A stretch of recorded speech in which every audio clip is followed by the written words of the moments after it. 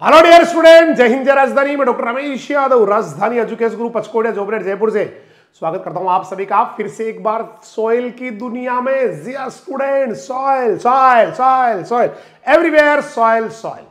और आज हम लोग पढ़ेंगे इसका पार्ट आई थिंक 4 या 5 आ गया है, कोई भी जो भी आ गया, मतलब कंटिन्यूटी में चल रहा है और बहुत अच्छे से तैयार कर रहे हैं, एक एक चीज को बड़े ध्यान से देख रहे हैं। और आज हम लोग फैक्टर्स पढ़ने वाले हैं। जी students, we are going to study the factors affecting weathering.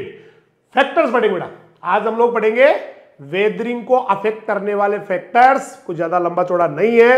उसके बाद में फिर हम अपन चलेंगे भैया पेडोजेनेसिस पे, कि मृदा कैसे बनती है। तो आपके सामने factors affecting weathering weathering weathering, अपक्षय को प्रभावित करने वाले कारक। ये जो चट्टानें टूटती है, ब्रेक डाउन होता है, हाँ मतलब उससे वो पेरेंट मटेरियल बनते हैं, बोले तो रिगोलित बनती है, उसको कौन कौन से फैक्टर अफेक्ट करेंगे वो पढ़ेंगे।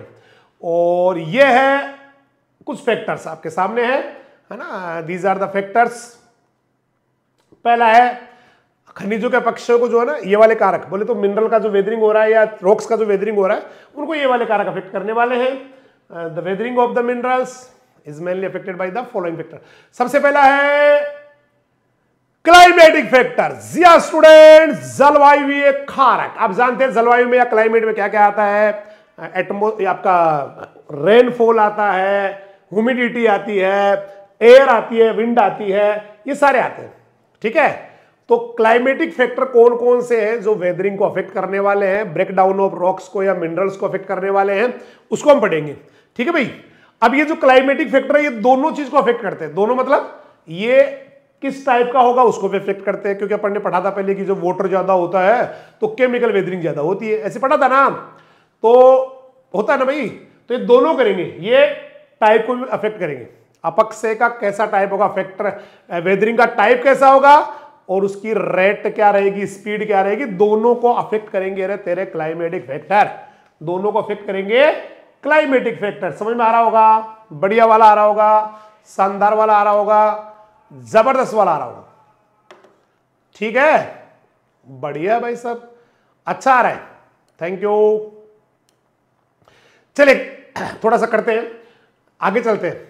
जैसे मान लेते हैं बरसात नहीं हो रही, अपन कहते हैं भाई केमिकल ज्यादा कब होता है, जो बरसात होती है, नमी होती है, मॉइस्चर होता है, वाटर होता है, ह्यूमिडिटी होती है, पानी होता है, जल होता है, whatever we can call it, हम कुछ भी कह दें इसको, पर होता तो है ना। लेकिन जब पानी नहीं है तो क्या होगा, तो बेर मारा रे नहीं होता है पानी। देखो पानी नहीं है, सूखा पड़ा है, तो फिजिकल वेदरिंग होवे रे। ओ फिजिकल, भौतिक अपक्षय होता है दादा, भौतिक अपक्षय। जब पानी नहीं तो physical weathering. Physical weathering is more, very most question बेटा 1 नंबर का। Physical weathering is more in dry condition, जिससे क्या होगा, मिनरल्स की साइज टूट टूट के छोटी हो जाएगी, सरफेस एरिया बढ़ जाएगा। आपको पता है कोई बड़ी चीज होती है, बड़ी बड़ी, जैसे ये पत्थर है, इस पत्थर का अभी सरफेस एरिया निकालो, कम आएगा। अगर इसको ब्रेक करके तोड़ के और उन टुकड़ों का, एक एक टुकड़ों का निकालोगे ना, तो सरफेस एरिया ज्यादा आएगा। मुझे नहीं पता आपको आता है कि नहीं, कंसेप्ट आता है।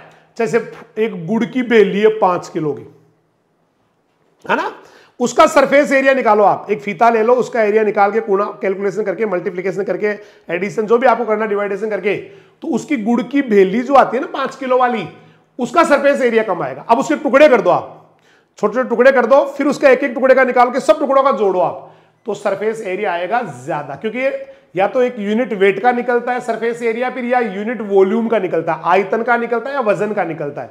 तो जो बड़े कण होते हैं उनका सरफेस एरिया कम होता है, जो छोटे होते हैं, जितने, जैसे क्ले की बात करें, क्ले का सरफेस एरिया ज्यादा होता है। 1 ग्राम क्ले ले लो, एक एक कण का निकालो, बहुत ज्यादा आएगा। 1 ग्राम सैंड ले लो, बालू ले लो, उसका कम आएगा, है ना भाई। तो जब ड्राई कंडीशन होती है, एरिड कंडीशन होती है, तो उस समय क्या होता है, मिनरल्स का फिजिकल वेदरिंग होगी, मतलब भौतिक अपक्षय होगा, और उससे क्या होगा, खनिज छोटे हो जाएंगे, छोटे होंगे, टुकड़े हो जाएंगे उनके, तो उनका सरफेस एरिया बढ़ जाता है। आई थिंक मैं अपनी बात समझा पाने में कामयाब रहा हूं।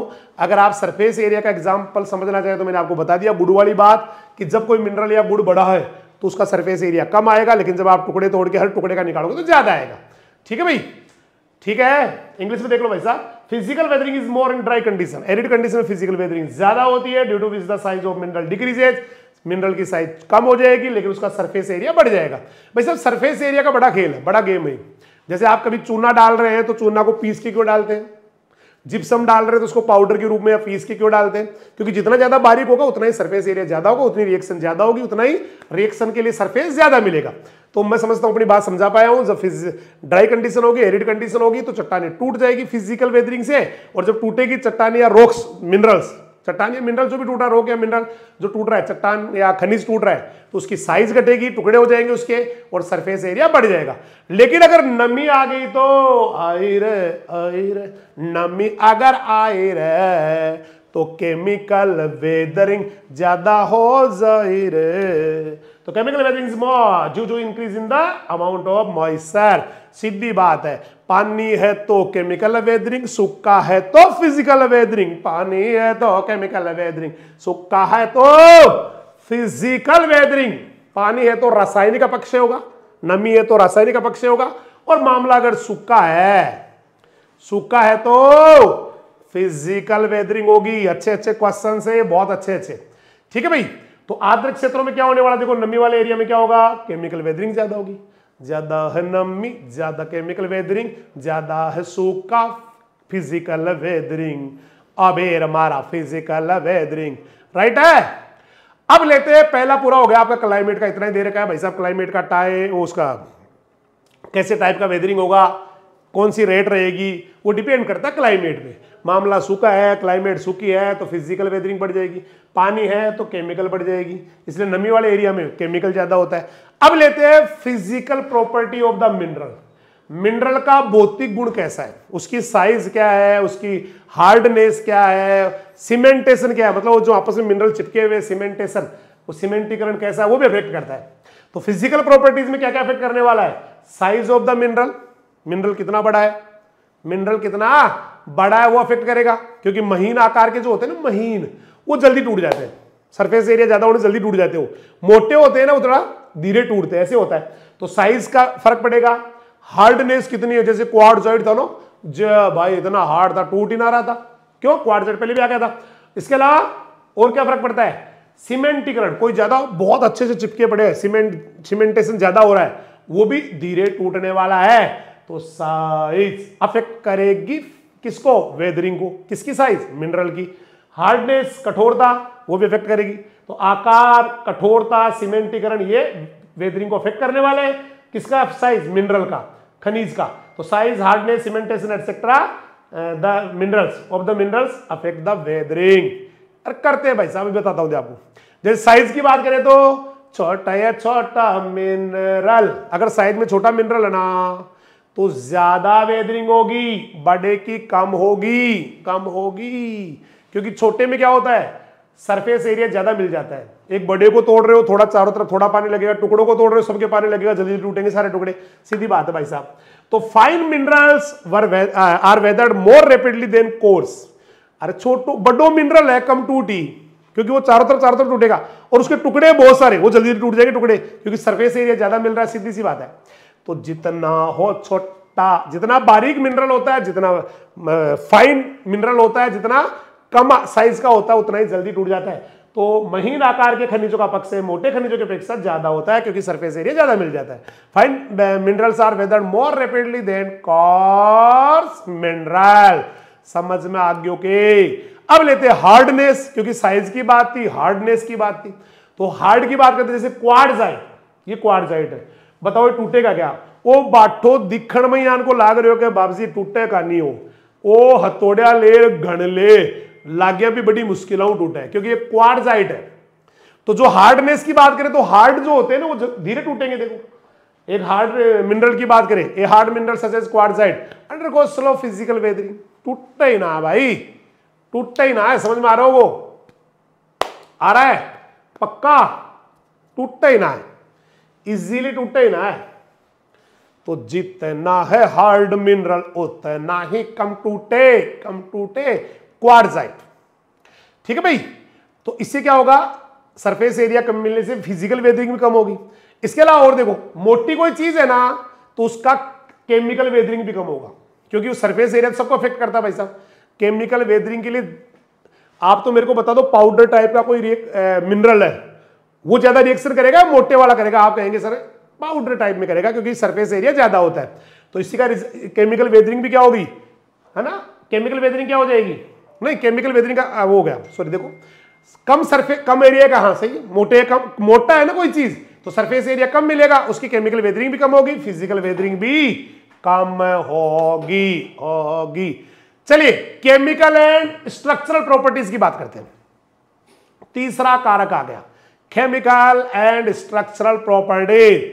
अब मैं आपसे पूछूं कौन कौन से फैक्टर आ गए, आप कहोगे सर नंबर 1 तो क्लाइमेटिक आ गया। क्लाइमेटिक में क्या है सर, अगर ड्राई कंडीशन है, एरिड कंडीशन है, तो क्या होगा, फिजिकल वेदरिंग होगी, भौतिक अपक्षय होगा, उसकी साइज टूटने से, टुकड़े कटने से साइज घट जाएगी, सरफेस एरिया बढ़ जाएगा। लेकिन अगर मॉइस्चर ज्यादा तो फिर फिजिकल नहीं होगा, फिर केमिकल होगा। इसलिए आर्द्र क्षेत्रों में केमिकल होता है। फिर आई आपकी फिजिकल प्रॉपर्टीज। फिजिकल में क्या आया, साइज का फर्क पड़ता है, हार्डनेस का फर्क पड़ता है, सीमेंटेशन का फर्क पड़ता है। साइज में क्या है, जितना साइज छोटा होता है उतना जल्दी टूट जाता है। हार्डनेस में क्या है, जितने हार्ड मिनरल होते हैं वो कम टूटते हैं, जैसे क्वार्टजाइट। सीमेंटेशन में क्या है, अगर सीमेंटेशन ढंग से हो रखा है ना, सीमेंटीकरण, तो धीरे टूटता है रे बाबा। ऐसे कोई मोटा मिनरल हो, मोटा, तो उसमें केमिकल वेदरिंग भी कम होती है। लास्ट लाइन थी अभी जस्ट ये अपन प्रोड्यूस की। अब लेते हैं factor number 3, that is chemical and structural properties. सीधा ही दे रखा आपके कि भाई साहब कोई भी मिनरल है, उसका जो वेदरिंग का रेट है उसकी साइज पे डिपेंड करता है, अपन ऊपर डिस्कस कर चुके हैं। उसके रासायनिक गुणों पे डिपेंड करता है, केमिकल प्रॉपर्टीज पे, और इसके अलावा क्रिस्टलोइड प्रॉपर्टी पे भी डिपेंड करता है। बेर मारा रे, मिनरल टूटे, वो कई बातों पर डिपेंड हो, उसके साइज पे डिपेंड करता है, बात हो चुकी है पहले ही। साइज अगर बड़ी है तो कम टूटेगा, छोटी है तो कम टूटेगा। उसके रासायनिक गुण कैसे है, उसके अंदर कौन कौन से केमिकल है, कौन कौन से, है ना, ये आपके एलिमेंट है, उसका फर्क पड़ता है। और उसके वो क्रिस्टली है या नॉन क्रिस्टली है, वो भी फर्क पड़ता है। क्रिस्टलोइड है, क्योंकि क्रिस्टलोइड जो होते हैं ना, क्रिस्टलोइड ये वाले क्रिस्टली वाले क्रिस्टल टाइप के, वो धीरे टूटते हैं, धीरे धीरे टूट मारा क्रिस्टलिया। तो हार्ड जो क्रिस्टली टाइप के मिनरल होते हैं, देखो हार्ड क्रिस्टलोइड, वो धीरे धीरे वेदर्ड होते हैं, धीरे धीरे टूटते हैं। तो क्या मैं केमिकल एंड स्ट्रक्चरल प्रॉपर्टीज वाला पॉइंट आपको या फैक्टर समझा पाया? जी हां सर, समझा पाए। एक मिनरल की टूटने की जो रेट है, वेदरिंग का जो रेट है, वो उसकी साइज पे डिपेंड करता है, ऊपर डिस्कस कर चुके हैं कि साइज बड़ी है वेदरिंग कम होगी। केमिकली उसके केमिकल प्रॉपर्टीज क्या क्या, अंदर केमिकल कौन कौन से है, उसके अंदर क्या क्या अंदर जो है ना रसायन है, उसका फर्क पड़ता है। और एक उसके क्रिस्टलोइड प्रॉपर्टी पे बड़ा फर्क पड़ता है। क्रिस्टलोइड बोल तो अगर वो थोड़ा क्रिस्टल टाइप का हार्ड है तो धीरे टूटता है। तो फैक्टर तो पूरा हो 11 बापो। अब हम सीधा चलते हैं सॉइल फॉर्मेशन। आपको याद है मैंने आपको कहा था, क्या कहा था? मैंने कहा था भाई साहब कि हम लोग ना इसको 2 पार्ट्स में पढ़ने वाले हैं। सर याद नहीं आ रहा। अरे भाई जरा याद पुराने दिन कर ले, जो 2-5 दिन पहले की बात ही, ज्यादा लंबा भी नहीं हुआ। मैंने कहा था भाई साहब हम जो है ना रॉक्स को तोड़ेंगे, बचपन से ही रॉक तोड़ने का शौकीन है हम, चट्टानों को तोड़ने वाले हैं। और उनकी चट्टानों को तोड़ने की प्रोसेस को बोलते हैं वेदरिंग, या हिंदी में कहते हैं अपक्षय। फिर मैंने कहा था यहां बनेगा क्या, बात हुई थी सर पेरेंट मटेरियल बनेगा। याद करो पुरानी बातें। पेरेंट मटेरियल हिंदी में पैतृक पदार्थ कहा था इसको अपन ने, कहा था कि नहीं कहा था? कहा था। फिर कई बार इसको हम कह रहे थे रिगोलित कहेंगे, कहा था रिगोलित कहेंगे। आज वो वाला पार्ट खत्म हो गया। आज वो जो रिगोलित है, रिगोलित बोले तो मतलब जिसमें थोड़ी मिट्टी है, थोड़े चट्टानों के टुकड़े हैं, या यूं कहो कि थोड़ी मोटी मोटी जो है ना अभी रॉक्स जो है ना हल्के हल्के कंकड़ टाइप के, पत्थर टाइप के हैं, उनको अब और अपने को डेवलप करना है। तो अगला जो हमारा स्टेप है ना, अब हम जो पढ़ेंगे वो क्या रहने वाला है, वो रहेगा अब इस पेरेंट मटेरियल को सॉइल बनानी है। किशोरी कुछ ऐसा इंतजाम हो जाए कि ये पेरेंट मटेरियल सॉइल में कन्वर्ट हो जाए। यही तो ये है सॉइल जेनेसिस, कह दो इसको, क्या कहते हैं? सॉइल जेनेसिस, सॉइल फॉर्मेशन, आप कुछ भी कह दो यहां पर। या तो कह दो पेडोजेनेसिस। मुझे पता है जो बच्चे अच्छे हैं वो तो अब तक लिख चुके हैं कि इसको पेडोजेनेसिस बताएंगे सर। कुछ बच्चे इसको सॉइल जेनेसिस कह देते हैं, क्योंकि जेनेसिस का मतलब क्या होता है? बनना, बनना। कोई इसको सॉइल फॉर्मेशन कह देंगे। मर्जी आपकी है, कुछ ही कह दो, कुछ भी कह दो, ये सारे वर्ड्स एक ही है। कोई कहे पेडोजेनेसिस, कोई कहे सॉइल जेनेसिस, क्योंकि पेड सॉइल को ही बोलते हैं। कोई कहे सॉइल फॉर्मेशन। अब ये इससे यहां वाला प्रोसेस पढ़ेंगे हम। कानू बेरा रे, अब पढ़ेंगे हम आगे। पेरेंट मटेरियल सॉइल बनावेंगे, पेरेंट मटेरियल से सॉइल बनावेंगे। बेर मारा रे, अब पढ़ेंगे पेडोजेनेसिस। कोई इसे सॉइल जेनेसिस कहे रे, कोई इसे सॉइल फॉर्मेशन कहे रे। समझ में आ गयो रे। ये पढ़ेंगे। वेदरिंग का खेल खत्म, पेरेंट मटेरियल बन चुका है, रिगोलिथ बन चुका है, तोड़ांगा अब इसको। देखो ये पढ़ेंगे। अब ये पढ़ेंगे, देखो कितना मस्त डायग्राम। अभी रॉक्स है, धीरे धीरे उस पर मोसेज उगना, मोस और लाइकेन उगना शुरू हो गए। जानते हो मोस और लाइकेन, एल्गी प्लस फंजाई तो लाइकेन है। मोस जो है ना थोड़ी छोटी छोटी है ना, छोटे छोटे लोअर प्लांट्स है मोसेस। फिर धीरे धीरे उसके अंदर जो है ना कचरा इकट्ठा हुआ इनका मोसेस का। फिर धीरे धीरे ऑर्गेनिक डेब्रीज, मतलब ये आपके ह्यूमस डफ ये बन गए। फिर धीरे धीरे घासें उग के आ गई है ना, फंगस लग गई, फिर बड़े बड़े पेड़ उग गए। ऐसे डेवलपमेंट होता है। अभी यहां पर केवल रॉक से देखो, रॉक फ्रेगमेंट। गौर से देखिए इस डायग्राम को। ये आपसे कुछ कहना चाहता है, ये आपसे कुछ है कहना चाहता है। क्या कहना चाहता है? ये कहना चाहता है कि शुरू में ना पहले रॉक्स टूटी, तो ये देखो क्या आ गए, बेड रॉक कह दो, इमेच्योर सॉइल कह दो। फिर धीरे धीरे देखो रॉक्स कम होती चली गई और इसके अंदर ना देखो मोस और लाइकेन डेवलप हो गए। ऊपर थोड़े से छोटे छोटे पौधे उग गए है ना, मतलब प्लांट्स, अनडेवलप प्लांट्स ये उग गए। फिर धीरे धीरे उसमें कचरा आना शुरू हो गया, ऑर्गेनिक डेब्रीज, डेब्रीज बोले तो रेजिड्यू टाइप के।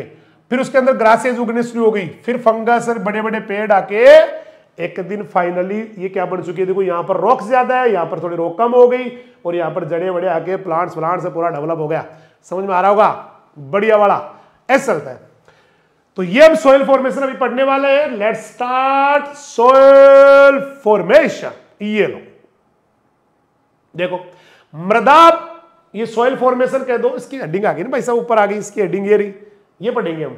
तो ये कह रहा है कि जो मृदा उत्पत्ति कह दो, सोइल जेनेसिस कह दो, सोइल फॉर्मेशन कह दो, वो इसका बनना ही है। पेडोजेनेसिस कह दो, ये क्या है? इवोल्यूशन और ओरिजिन ऑफ सोइल मास। अब सोइल बॉडी बनने वाली है, अब आपके सामने सोइल आने वाली है, थोड़ी देर में बनने वाली है। तो मृदा उत्पत्ति क्या होगी? सोइल फॉर्मेशन या सोइल इवोल्यूशन क्या हो गया? देखो मृदा उत्पत्ति यानी सोइल फॉर्मेशन, वो मृदा पिंड का बनना है, सोइल बॉडी का बनना है, सोइल मास का बनना है, जो भूपपड़ी के ऊपर बनने वाला। यस, भूपपड़ी पे तो बनेगा, ये अर्थ क्रस्ट में बनेगा भाई साहब। मैंने पढ़ाया आपको कि मिट्टी के ऊपर ही ऊपर वाले जो लेयर उसको अर्थ, पृथ्वी के ऊपर वाले, अर्थ के ऊपर वाले लेयर उसको अर्थ क्रस्ट कहते हैं। थोड़ा और नीचे जाओगे तो फिर उसको मेंटल कहते हैं, और गहराई में जाओगे तो कोर कहते हैं। फिर हमने कहा था सोइल क्या है? ये तो केवल अर्थ क्रस्ट के ऊपर ऊपर की लेयर है 15 सेंटीमीटर की। तो what is the soil formation या सोइल जेनेसिस या पेडोजेनेसिस? पेडोजेनेसिस या सोइल फॉर्मेशन क्या है? वो सोइल बॉडी का इवोल्यूशन या बनना ही है, जो भूपपड़ी के ऊपर, व्हाट भूपपड़ी, अर्थ क्रस्ट के जो वेदरिंग जोन, आपकी हिंदी में लिखा है देखो, अपक से कटिबंध, कटिबंध जोन को कहते हैं, क्षेत्र को कहते हैं, जोन को कहते हैं, क्षेत्र को कहते हैं। बुक में लिख लेना भाई साहब, आप तो बुक में लिख लेना। कटिबंध मींस क्या होता है? जोन या क्षेत्र। तो जो वेदरिंग जोन है, जहां पर चट्टानी टूटी है, वहां पर कई भू रासायनिक चक्रीय प्रक्रियाएं होंगी, बोले तो जियोकेमिकल साइक्लिक रिएक्शंस होंगी, और उसके बाद में मिट्टी बनने वाली है। तो ये परिभाषा आ सकती है एग्जाम में कि मृदा निर्माण किसे कहते हैं, मृदा उत्पत्ति किसे कहते हैं, सोइल जेनेसिस किसे कहते हैं। तो आप क्या कहोगे कि मृदा पिंड का उद्भव, मृदा पिंड का बनना, मृदा पिंड का इवोल्यूशन, जो अर्थ क्रस्ट के ऊपर वाले वेदरिंग जोन में कई सारे जियोकेमिकल रिएक्शन के फलस्वरूप बनती है। तो सोइल फॉर्मेशन या पेडोजेनेसिस इज द इवोल्यूशन और ओरिजिन ऑफ द सोइल मास और सोइल बॉडी विच इज अकम्प्लीज्ड, जो किसके द्वारा होता है? By many geochemical cyclic process occurring in the weathering zone of the earth crust. Earth crust के वेदरिंग जोन में होने वाली जियोकेमिकल साइक्लिक प्रोसेस या जियोकेमिकल प्रोसेस से सोइल बॉडी या सोइल मास का बनना, सॉइल फॉर्मेशन या पेडोजेनेसिस या सॉइल जेनेसिस कहलाता है। फिर रिपीट करता हूं मैं, अर्थ क्रस्ट बोले तो भूपपड़ी के ऊपर जो वेदरिंग जोन है, जहां पे वेदरिंग लगातार चल रही है, वहां पर जियोकेमिकल प्रोसेस, भू रासायनिक चक्रीय प्रक्रमों के द्वारा मिट्टी की बॉडी का बनना। कहां पर बनना? वेदरिंग क्षेत्र में, वेदरिंग जोन में। सॉइल फॉर्मेशन या पेडोजेनेसिस इज द इवोल्यूशन और origin of the soil mass और soil body which is accomplished by many geochemical cycle process occurring in the weathering zone of the earth crust। Earth crust में geochemical reaction होने से soil पिंड का या soil मास का, soil body का evolution होना या निर्माण होना या बनना, यही कहलाता है सॉइल फॉर्मेशन या सॉइल जेनेसिस या पेडोजेनेसिस। राइट, चलिए एक डेफिनेशन और देते हैं,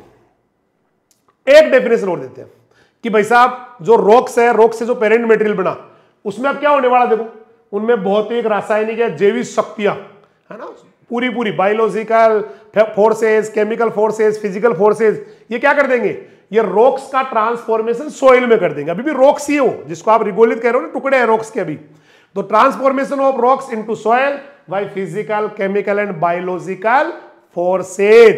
ये दूसरी डेफिनेशन आ गई। डेफिनेशन नंबर 2 है सॉइल फॉर्मेशन की, the transformation of rocks into soil by physical, chemical and biological forces is called soil formation या फिर सॉइल जेनेसिस। दोबारा बोलूं हिंदी में, चट्टानों से, क्योंकि अभी चट्टानों के टुकड़े ये रिगोलिथ, चट्टानों का भौतिक, रासायनिक, जैविक शक्तियों द्वारा मृदा रूप में बदलना, मृदा के रूप में बदलना, मिट्टी बन जाना, यही कहलाता है आपका, किसके द्वारा बन जाना, ऊपर बताया ना, भौतिक, रासायनिक, जैविक शक्तियों द्वारा, यही कहलाता है सॉइल फॉर्मेशन। तो चट्टानों का भौतिक, रासायनिक, जैविक शक्तियों द्वारा मृदा में बदलना, चट्टानों का भौतिक, रासायनिक, जैविक शक्तियों द्वारा मृदा में बदलना, सॉइल जेनेसिस। मृदा उत्पत्ति, transformation of rocks into soil by physical, chemical and biological forces is called paedogenesis और सॉइल फॉर्मेशन। चलो बताओ, देखिए इससे बनेगा क्या। जब भी कोई चट्टान टूटे, रेगोलिथ है, रेगोलिथ है। देखो ये साफ साफ कह रहा है कि चट्टानें जिनसे भूपपड़ी बनी हुई, अर्थ क्रस्ट बनी हुई है, वो वायुमंडल की क्रिया से, एटमॉस्फेयर से टूटने लग जाती है, और टूटने से एक अनऑर्गेनाइज्ड मटेरियल बनेगा, जिसमें कुछ पत्थर होंगे। दिख रहा है ये, देखो ये पता क्या है, देखो थोड़े थोड़े पत्थर इसमें है, गौर से देखे इसको, ये कोई रॉक्स टूटी हुई बेटा, उसमें थोड़ी मिट्टी है, थोड़े कंकड़ पत्थर है, आप दिख रहे हैं नहीं दिख रहे आपको, ये कहलाता है रिगोलिथ। तो जब भी कोई चट्टान टूटे, रेगोलिथ बनता। ये वेदरिंग है, ये वेदरिंग है, ये तो वेदरिंग हो गया ना भाई। चट्टानें जिनसे अर्थ क्रस्ट बनी हुई है, उसकी चट्टानें टूटती है, फिर उससे कोई रिएक्शन होता है, एटमॉस्फेरिक जो फैक्टर्स उनके साथ कल पढ़ाया था ना, एटमॉस्फेरिक फैक्टर या क्लाइमेटिक फैक्टर या केमिकल फैक्टर से रिएक्शन होता है, फिर टूटने से क्या बन जाता है, अनऑर्गेनाइज्ड पेरेंट मटेरियल बन जाता है, और उसी पेरेंट मटेरियल को हम कई दिनों से कह रहे हैं रेगोलिथ, रेगोलिथ। तो चट्टान टूटे तो रेगोलिथ, रॉक टूटे तो रेगोलिथ, पढ़ा दिया, रॉक रेगोलिथ, रॉक टूटे तो रिगोलिथ, पेरेंट मटेरियल या रिगोलिथ, ये तो क्या कहलाती थी, वेदरिंग। अब आज हम आगे पढ़ेंगे इसको, इससे बनेगी सॉइल। कई बार बता दिया आपको, soil formation, soil genesis, paedogenesis, ये सारा कहेंगे इसको, करेक्ट है भाई, ये पढ़ेंगे। तो ये तो वेदरिंग के लिए बोल रहा है कि जो रॉक्स होती है, the rocks which make up the earth crust, जो अर्थ क्रस्ट को बनाती है, start breaking down due to the action of the atmosphere, atmospheric factors and breaking them, उनको तोड़ डालती है रॉक्स को, unorganised parent material are form, these original materials are called regolith, regolith. तो जब भी कोई चट्टान टूटे, रेगोलिथ बनता, रेगोलिथ बन। सही चल रहा है भाई, बढ़िया चल रहा है। अब रिगोलिथ के नीचे कौन है बताओ, देखिए इसके नीचे कौन है, हार्ड रॉक्स है भाई साहब। ये सी में नहीं होता क्या, रिगोलिथ सीर बीर इनमें होता है, तो इनके नीचे कौन है, इसके नीचे तो चट्टान है, देखो नीचे कौन है, रॉक्स है। अब ये रॉक्स बनने के बाद में, रॉक्स टूट टूट के क्या बनने वाली है सर, रॉक्स टूट टूट के तो रिगोलिथ बनने वाला है, पेरेंट मटेरियल बनने वाला है। अब मान लेते कि पेरेंट मटेरियल जैसे चट्टान के ऊपर बढ़ा और पानी के साथ बह गया, पानी के साथ बह गया, हवा के साथ उड़ गया, या और कोई ग्रेविटी की वजह से नीचे गिर गया, तो क्या आपको लगता है कि कोई मोटी लेयर बन जाएगी? नहीं बनेगी, नहीं बनेगी। लेकिन एक दूसरी कल्पना करो कि मान लो एक चट्टान है, टूट टूट के उसके ऊपर रिगोलित इकट्ठा होता जा रहा है। इकट्ठा होने के बाद में कोई ना बरसात आ रही, ना हवा आ रही, नहीं ना कोई बर्फ आ रही, ना कोई बहता पानी, कुछ भी नहीं आ रहा, तो क्या होगा फिर? ये धीरे धीरे रिगोलित क्या हो जाएगा? मोटा हो जाएगा, है ना, मोटी लेयर के रूप में आ जाएगा। तो रिगोलित के नीचे चट्टाने होती है, देखो लिखा हुआ है, रिगोलित के नीचे ठोस चट्टाने रहती, सबको पता है। नीचे नीचे रॉक्स आएगी, उसके ऊपर रिगोलित आ गया। अब परिवहन शक्तियां नहीं है, मान लेते हैं हवा पानी उड़ाने वाला कोई भी नहीं है, परिवहन शक्तियों की अनुपस्थिति है, तो धीरे धीरे रिगोलित क्या हो जाएगा? मोटा हो जाएगा। और मान लो बहाने वाली है तो बढ़ेगा, फिर बह जाएगा, फिर बढ़ेगा, फिर बह जाएगा। तो परिवहन शक्ति जैसे गुरुत्व, ग्रेविटेशनल फोर्स, बहता हुआ पानी, बहती हुई बर्फ, हवा, ये चट्टानों से जैसे कोई टुकड़ा टूटा तो उसको वहां से हटा देगी, तो दूसरे के ले जाके डाल देगी, तो फिर तो मोटी नहीं होगी फिर ये आपकी रिगोलित। ये कहना क्या चाहता है? ये कहना चाहता है कि जब भी कोई रॉक से रिगोलित बनती तो उसको हवा पानी बर्फ वगैरह अगर उड़ा लेगी या हटा लेगी, तब तो मोटाई बढ़ेगी नहीं रिगोलित की, तब तो रिगोलित क्या जो रह जाएगी? पतली रह जाएगी, ठीक रह जाएगी, या होगी नहीं, बन बन के उड़ता रहेगा, जाता रहेगा। लेकिन मान लेते अगर ये नहीं हो सारी की सारी, ना हवा चले, ना ग्रेविटी, ना बहता पानी, ना बहती बर्फ, तो फिर क्या होगा बताओ? ये रिगोलित मोटी हो जाएगी, मोटी मोटी ऐसे हो जाएगी। चले इंग्लिश में देखते हैं। Solid rock lie beneath the regolith. Regolith के नीचे कौन रहती है? सॉलिड रॉक, हार्ड रॉक्स होती है। In absence of transportation forces या transport forces like wind, flowing water, ये नहीं है मान लो, the thickness of regolith keeps on increasing, तो थिकनेस बढ़ती जाएगी रिगोलिथ की, है ना भाई। और अगर ट्रांसपोर्ट फोर्सेज लाइक ग्रेविटी है, ग्रेविटेशनल फोर्स है, फ्लोइंग वाटर है, फ्लोइंग आइस है, बहती बर्फ है, हवा है, विंड है, ये क्या करेगी? ये हवा उस मटेरियल को जैसे ही बनता है उसको ले जाए कहीं ना कहीं डिस्ट्रीब्यूट कर देगी, कहीं ना कहीं जमा कर देगी, कहीं ना कहीं ले जाके डाल देगी, राइट भाई, है ना। ये क्या कर देगी? देखो, the material obtained from the breaking of the rocks by depositing them on the land surface, को ले जाए कहीं डाल देगी, लैंड सरफेस में डाल देगी, राइट है भाई। समझ में आया? नहीं आया? अगर रॉक्स टूट रही है, रिगोलिथ बन रहा है और उसको ले जाने वाला कोई नहीं है, तब तो मोटी लेयर बन जाएगी। और उसको ले जाने वाला हवा पानी ग्रेविटी बर्फ वगैरह है, तो वो ले जाके किसी मिट्टी के ऊपर डाल देगी और वो रिगोलिथ की मोटाई नहीं बढ़ेगी। क्या समझ में आया? अब रिगोलिथ की मोटाई नहीं बढ़ी तो धीरे धीरे क्या होगा फिर? फिर धीरे धीरे वहां पर सोइल बनने लग जाएगी। क्यों भाई? वहां पर सोइल, और या फिर कहीं जाके वो गिर रही है तो वहां पर सोइल बढ़ जाएगी। फिर मान लो हवा पानी उसको ले जाए कहीं डाल रहे हैं तो वो सोइल बढ़ गई, वहां पर नहीं बनी जहां से, और नहीं अगर जहां नहीं ले जा रहे वहां सेम जगह पर ही सोइल बढ़ गई। क्या मैं अपनी बात समझा पा रहा हूं? नहीं समझा पा रहा। देखो, ये परिवहन शक्तियां जो ले जा रही है ना, हवा पानी बर्फ वगैरह ले जा रही है, ये धीरे धीरे क्या करेगी? मृदा बनाती रहेगी, नई जगह ले जाके डालती रहेगी उसको, करेक्ट है। In this way the process of soil formation continuous gradually through transport forces. ये जो हवा, ये जो बहता हुआ पानी, ये जो बर्फ है, ये गुरुत्व ग्रेविटी है, ये कहीं ले जाके दूसरे के सोइल बनाती रहेगी ट्रांसपोर्ट फोर्सेज की वजह से, और नहीं ले गई तो सेम जगह बढ़ाती रहेगी। नहीं ऐसे कैसे बना देगी? अरे बना रही है ना, क्या बढ़ा देगी, राइट है। चलो थोड़ा आगे बढ़ते हैं। अब देखिए, सॉइल बनने के लिए दो प्रोसेस हो गई कुल मिला के, हुई कि नहीं हुई? पहले आप लोगों ने इसकी वेदरिंग कराई, फिर उसके बाद में उसका मिट्टी बना, डेवलप वो किया भाई। पहले रॉक से रिगोलिथ बना, रिगोलिथ से धीरे धीरे जो है ना बेटा ये होराइजन्स बढ़ते गए।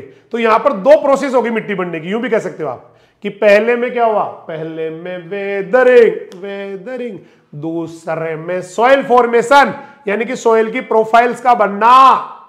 तो मृदा उत्पत्ति दो प्रकार के प्रक्रमों से या दो प्रकार की प्रोसेस हो गई इसके अंदर। पहला वेदरिंग हुआ, वेदरिंग में रॉक्स टूट के मिनरल बन गए, और दूसरे में अब क्या होने वाला है? अब प्रोफाइल बनने वाली। अब ये मत कह देना कि सर प्लीज प्रोफाइल बताओ ना। अरे बता दूंगा, लेकिन तेरे को आती है। मृदा की खड़ी काट, vertical section of the soils which contain Horizons. इसको सही करो, लाइट को हिल गई पैर से, करसन जी हो गया भाई। दोबारा सुनो, प्रोफाइल क्या होती है? Vertical section of the soil which contains horizons, layer, सेंस्तर, परतें। तो दो चीजें हो गई। एक पहला वेदरिंग हो गया, अब हम लोग मिट्टी कैसे बनती है, मतलब सोइल प्रोफाइल का डेवलपमेंट कैसे होगा, कैसे आर से सी बना, वो तो बन गया, वेदरिंग होगी। अब सी से बीर एयर ये कैसे बनेंगे, ओ कैसे बनेगा, ये हम पढ़ने वाले हैं। ठीक है भाई, दो प्रोसेस हो गई। अब दोनों देखिए, आपको मैं एक बार बताता हूं, पहले क्या बन गया, आपका पेरेंट मटेरियल बन गया, देखो ये हो गया, एक एक को ले लेते, पहले ले लेके एक एक को ले लेते, दो हो गई ना, एक तो वेदरिंग, ये देखो वेदरिंग, ये पहला वेदरिंग होगी, चट्टानी टूट गई जो हम पढ़ ही चुके हैं। दूसरा क्या हो गया, प्रोफाइल डेवलपमेंट, ये प्रोफाइल बन जाएगी ऐसे अलग अलग, ओ ए बी सी ऐसे इस तरह से, ऊपर वाले ओ, उसके नीचे ए, उसके नीचे बी, उसके नीचे सी, उसके नीचे आर, जो आपको पढ़ाई दिया। ठीक है भाई, तो कुल मिला के मिट्टी के अब मिट्टी बनने में दो प्रोसेस होंगी, दो दो दो दो कौन कौन सी, पहले हाँ पेरेंट मटेरियल से कच्चा माल बनेगा, है ना, रॉ मटेरियल बनेगा, राइट, और फिर उसके बाद रॉ मटेरियल से सॉइल बनेगी। अब इसके अंदर भी दो प्रोसेस है, पेडोजेनेसिस में भी दो प्रोसेस होंगी बेटा, एक तो पहले वो चट्टाने टूट के उससे और कच्चा माल बनेगा, और दूसरे प्रोसेस में क्या होगा, मिट्टी बन जाएगी। देखो, formation of raw material from parent rocks, है ना, मतलब आपका जो बनी चुका है, और सेकंड में क्या हो जाएगा, अब मिट्टी बन जाएगी, transformation of raw material to. अब ये दो प्रोसेस हो गई, एक में क्या हो रहा है, इसमें क्या हो रहा है, चट्टानों का विनाश हो रहा है, डिसइंटीग्रेशन हो रहा है, राइट, ये विनाशकारी अवस्था है, और इसमें क्या हो रहा है, इसमें मिट्टी बन रही है सेकंड वाली में। तो वीर मारा रे चट्टाना टूटी तो रिगोलित, चट्टाना टूटी तो रिगोलित, वेदरिंग, वो तो क्या हो गया, विनाश हो गया चट्टानों का डिसइंटीग्रेशन हो गया, चट्टानों का ना डिस्ट्रक्शन हो गया, और इस वाले में क्या हो गया, वापस मिट्टी बन रही है, तो ये निर्माण हो गया। दो प्रोसेस हो गए ना बाबा, समझ में आए क्या। देखो पहली में क्या हो रहा है, पहली में विनाश हो रहा है, पहली बोले तो जिसमें चट्टानों से रॉ मटेरियल बन रहा है, पेरेंट मटेरियल बन रहा है, रिगोलित बन रहा है ना, पहली अवस्था में क्या हुआ, विनाश हो गया। देखो विनाशकारी प्रावस्था है, क्योंकि इसमें चट्टानों का क्या हुआ भाई, विखंडन या विच्छेदन हो गया।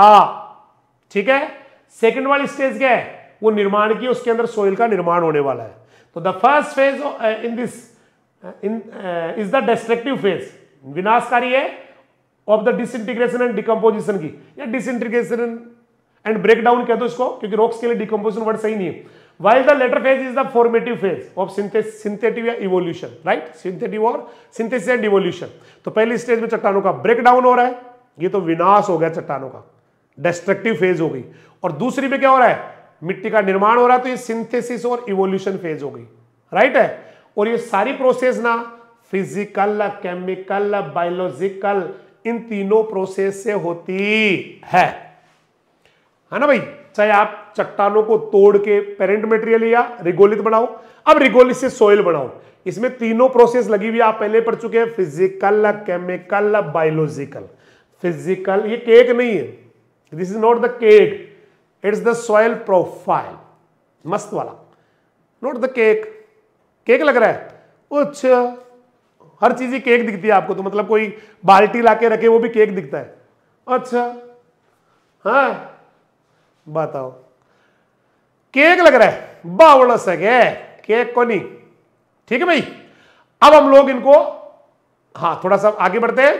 तो ये हो रहा है ना, फिजिकल, केमिकल, बायोलॉजिकल, भौतिक, रासायनिक, जैविक कारक होते हैं, और इनसे क्या होगा, धीरे धीरे होराइजन्स बनेंगे, प्रोफाइल बनेगी, करेक्ट है। ये भी केक नहीं है, फिर केक दिख रहा है बोलो आपको, मुझे पता है केक दिख रहा है, हर किसी को केक दिखता है बस। देखो इन प्रक्रमों से क्या होगा, मिट्टी की फिजिकल स्ट्रक्चर बदल जाएगी, और हाँ धीरे धीरे हॉरिजॉन्टल लेयर या होराइजन डेवलप हो जाएंगे, और सारे होराइजन को मिला के कहते हैं सॉइल प्रोफाइल। और सॉइल प्रोफाइल तो रासायनिक, जैविक और भौतिक जो अपक्षय हो रहे हैं, फिजिकल, केमिकल, वेदरिंग हो रही है, इससे क्या होगा, मिट्टी की फिजिकल स्ट्रक्चर चेंज, और कई सारी लेयर बन जाएगी। मृदा सहती सॉइल की जो बॉडी है उसमें लेयर्स, हॉरिजॉन्टल लेयर बन जाएगी, इन लेयर्स को मिला के सॉइल प्रोफाइल कहा जाता है, सॉइल प्रोफाइल कहा जाता। तो सॉइल प्रोफाइल का बनना ही सॉइल का डेवलपमेंट है, इंग्लिश में भी देख लो। देखो as a result of this weathering process, which one is the weathering process, physical, chemical, biological. उससे क्या होता है, the physical structure of the soil changes and all the horizontal layers develop in the soil body, this is called soil profile। ये पूरी soil profile बन गई, ये layers बन, ये कौन है, ये होराइजन या सेंस तर्क, होराइजन या सेंस तर्क। और ये पूरी होराइजन या सेंसर को मिला क्या बोलेंगे, सॉइल प्रोफाइल। और सॉइल प्रोफाइल बनना ही पेडोजेनेसिस या सॉइल फॉर्मेशन होता है। चलिए शुरू करते हैं सॉइल फॉर्मिंग प्रोसेसेस।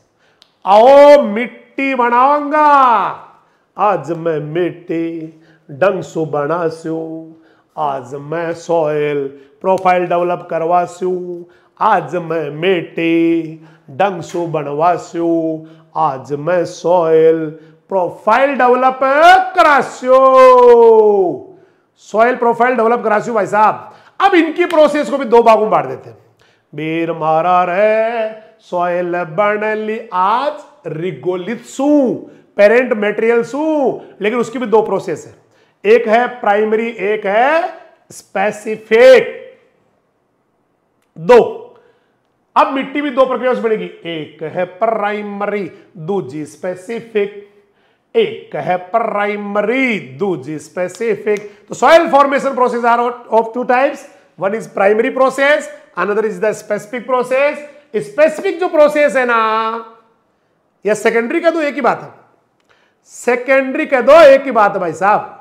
क्यों सेकेंडरी कह, चलो इसको स्पेसिफिक को सेकेंडरी कह दो, बस स्माइल दो। आप तो आप कहोगे सर ऐसा तो हो नहीं सकता कि प्राइमरी आई है तो सेकेंडरी नहीं आएगी। चलिए आज आपको ये छूट दी जाती है कि इसको आप सेकेंडरी बोल दो, नहीं बोल लो आप तो, बिल्कुल डरो मत, इसको सेकेंडरी बोल दो बस। भाई प्राइमरी आई तो फिर सेकेंडरी भी तो आनी चाहिए ना, ये लो सेकेंडरी आ गई, प्राइमरी आई तो सेकेंडरी भी आनी चाहिए। तो स्पेसिफिक कह दो सेकेंडरी कह दो एक ही बात है, करेक्ट है भाई। अब लेकिन एक काम की चीज इसके अंदर, ये परमानेंट याद कर लेना, दिमाग के अंदर फिट कर लेना, है ना। अब इनको किसको प्राइमरी कहोगे, किसको सेकेंडरी कहोगे, ये बड़ा एक शानदार वाला क्वेश्चन है। तो एक चीज परमानेंट याद कर लेना, अगर होराइजन बना रहा है, होराइजन, ये होराइजन बनाएगी, primary primary horizon, horizon primary process, horizon बनाने वाले प्राइमरी प्रोसेस।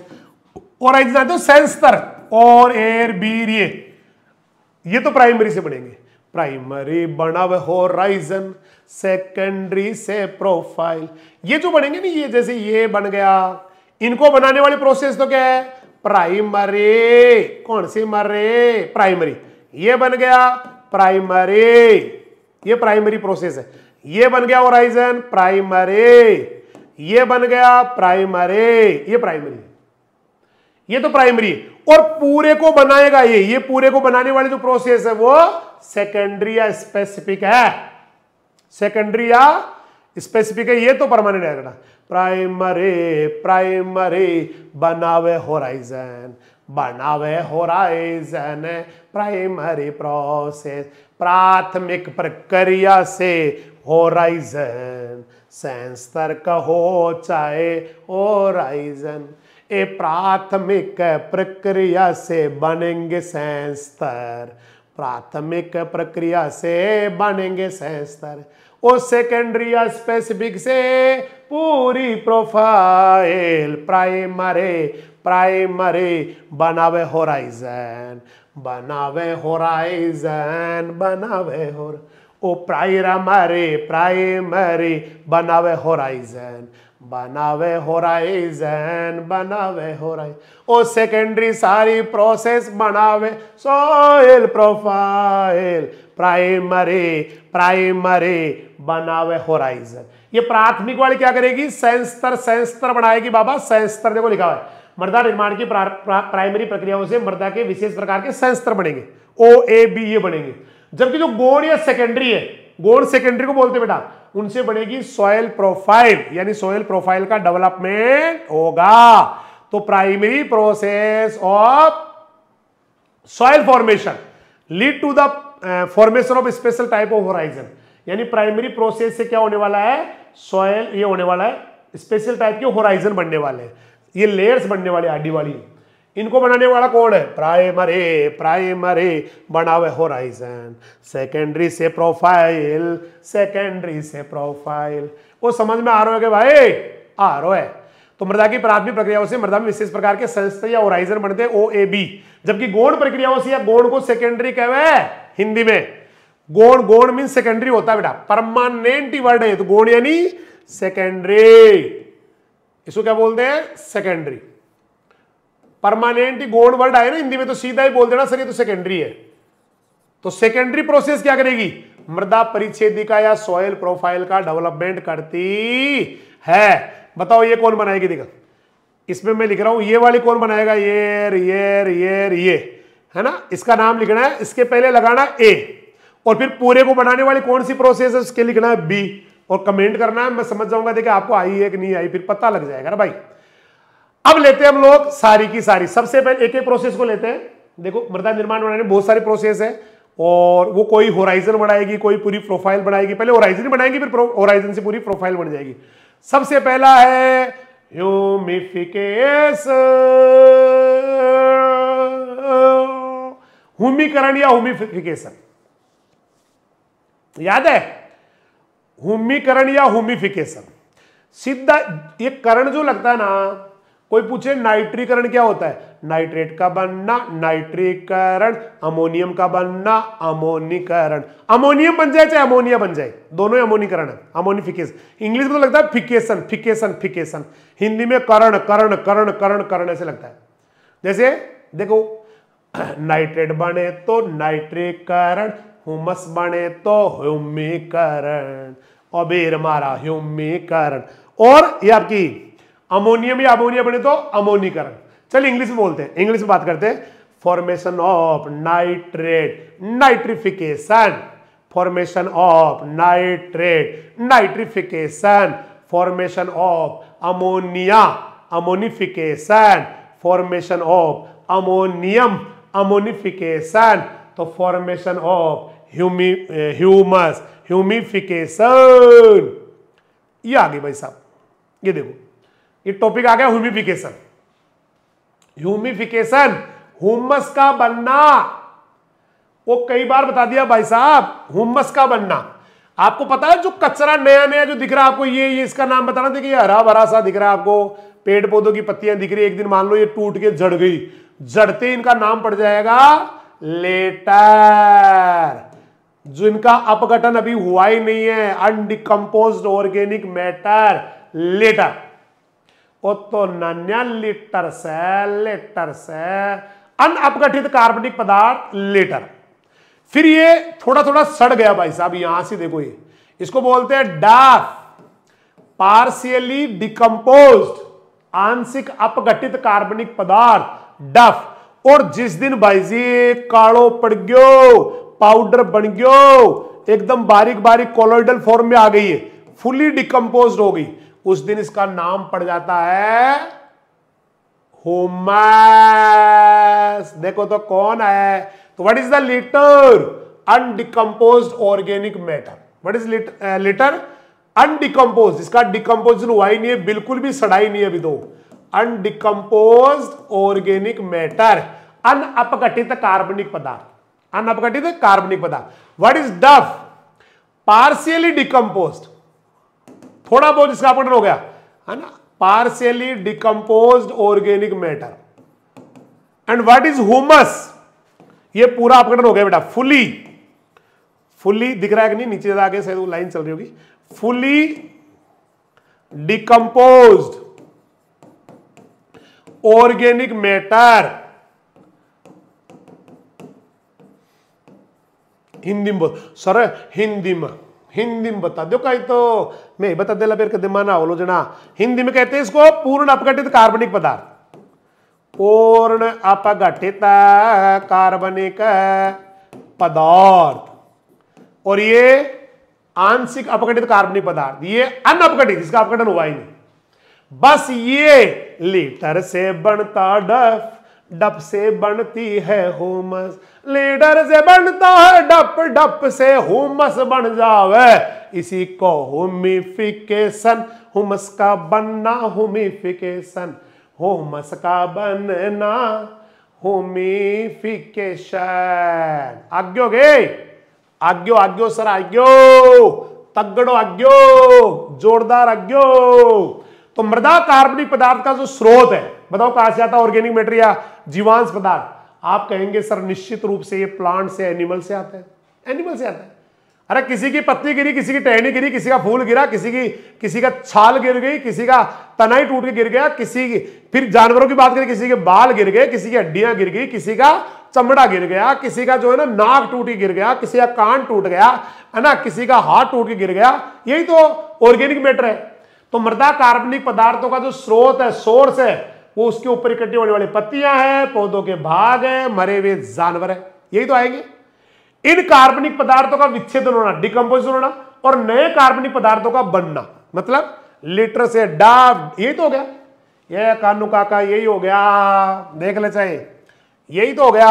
ये कानू काका देख, ये जो कार्बनिक पदार्थ है ना, लिटर डप, ये जो कचरा है पेड़ पौधों का, है ना, ये वाला पेड़ पौधों का, मरे हुए जंतुओं का, इनका तो डिकम्पोजिशन होना, विच्छेदन होना, इनका टूटना, और नए कार्बनिक पदार्थ का बनना।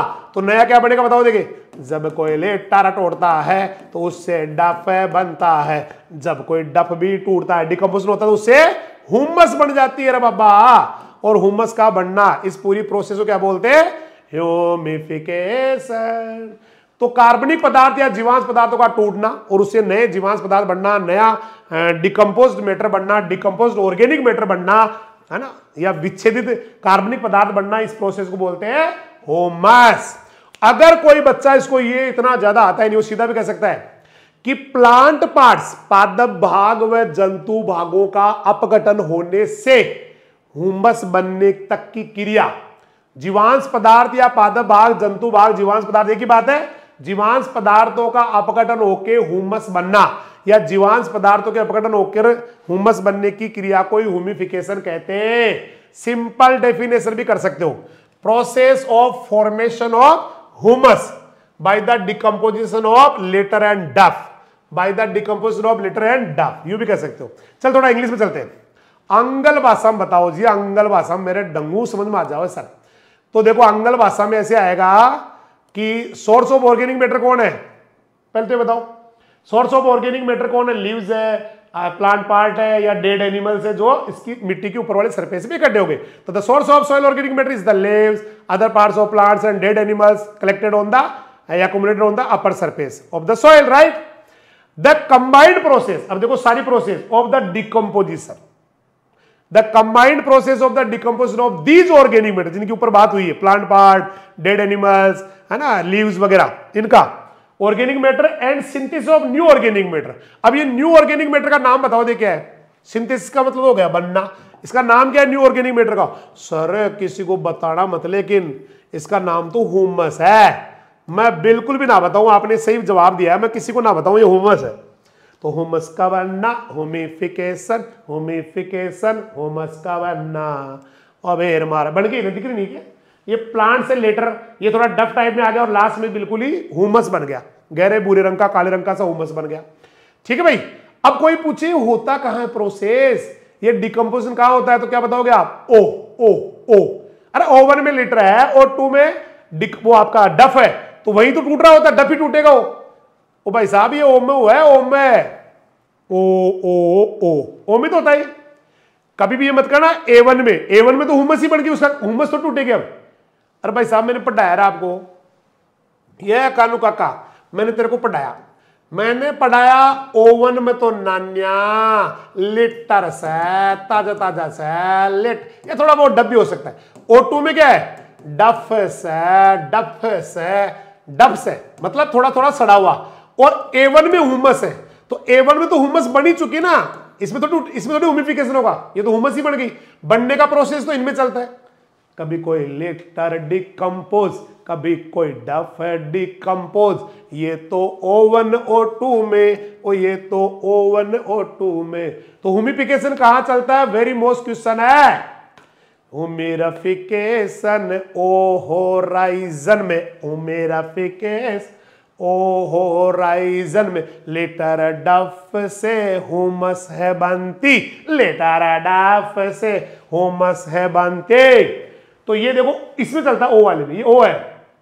ओ मेरे वतन के लोगों जरा ह्यूमिफिकेशन कर लो, ओ मेरे वतन के लोगों, या ह्यूमिफिकेशन कर लो। और इसका नाम ही ओका क्या होता है?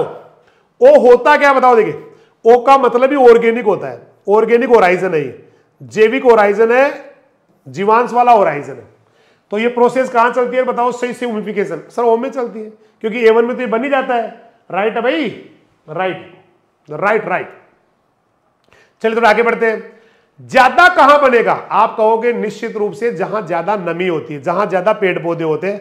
तो जो नम प्रदेश है ना, नम उष्ण प्रदेश, नम उष्ण प्रदेश, हॉट ह्यूमिड रीजन, जहां गर्मी पड़ती है भूमध्य रेखा के आसपास, इक्वेटर लाइन के आसपास, और नमी अच्छी होती है, जंगल पेड़ पौधे अच्छे होते हैं, वहां ज्यादा होता है।